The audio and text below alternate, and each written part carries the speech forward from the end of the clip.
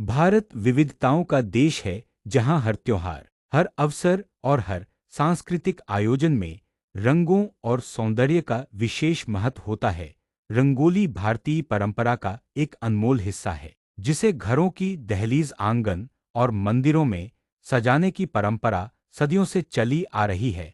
सबसे पहले हमने तीन कलर, सफेद, केसरिया और पीले कलर के फूल को लेकर उनको छोटे छोटे टुकड़ों में तोड़ दिया है और सारे कलर के फूलों को अलग कर लिया है। सबसे पहले अंदर वाली लेयर बनाने के लिए हम पीले कलर के फूलों से एक सर्कल बना देंगे और फूलों से उसे पूरा कवर कर लेंगे। इस तरीके से हमारी पहली लेयर होती है बन के तैयार, जो कि पीले कलर की है।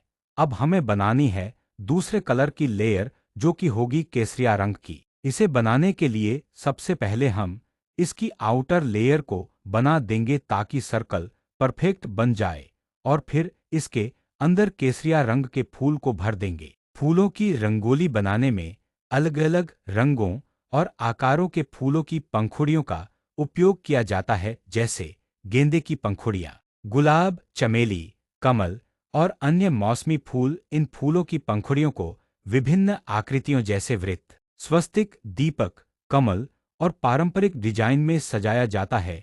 रंगोली कई प्रकार की होती है, जिनमें से फूलों की रंगोली सबसे आकर्षक, सुगंधित और प्राकृतिक रूप से सुंदर मानी जाती है। फूलों की प्राकृतिक खुशबू वातावरण को शुद्ध और मन को आनंदित करती है, इसलिए यह रंगोली न केवल सुंदर लगती है बल्कि वातावरण को भी सकारात्मक बना देती है।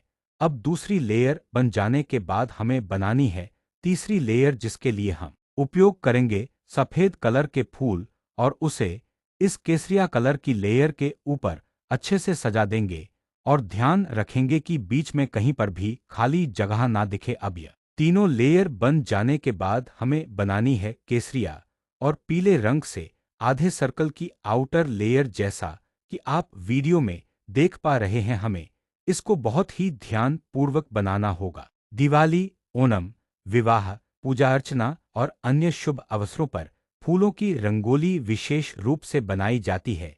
विशेषकर ओणम के अवसर पर पुक्कलम नाम की सुंदर फूलों की रंगोली बनाना दक्षिण भारत में एक लोकप्रिय परंपरा है।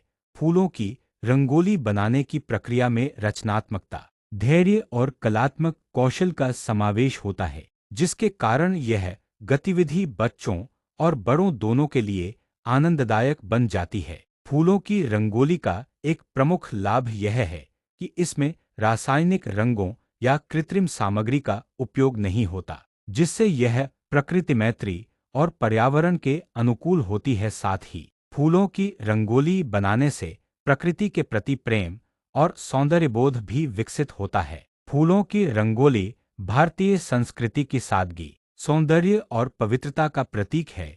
यह घरों और समारोहों में न केवल रंग बिखेरती है, बल्कि सकारात्मक ऊर्जा, उमंग और उत्साह का संचार भी करती है।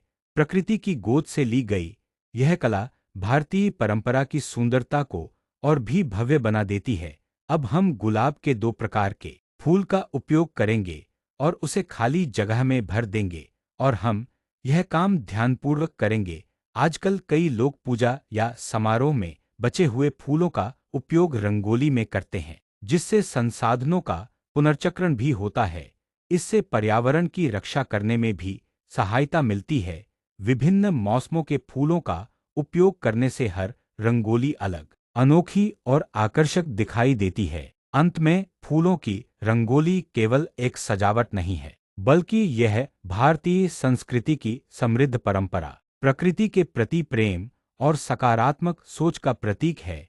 यह न केवल घर को सुंदर बनाती है, बल्कि मन को प्रसन्न करती है और त्योहारों व समारोहों के आनंद को कई गुना बढ़ा देती है। इस प्रकार फूलों की रंगोली भारतीय जीवन शैली की एक अनमोल और रंगीन कला है। फूलों की रंगोली पर्यावरण संरक्षण का भी एक महत्वपूर्ण संदेश देती है। आज के समय में जब प्लास्टिक, रासायनिक रंग और कृत्रिम सजावट पर्यावरण को नुकसान पहुंचा रहे हैं, ऐसे में फूलों की रंगोली पूरी तरह प्राकृतिक और बायोडिग्रेडेबल होती है।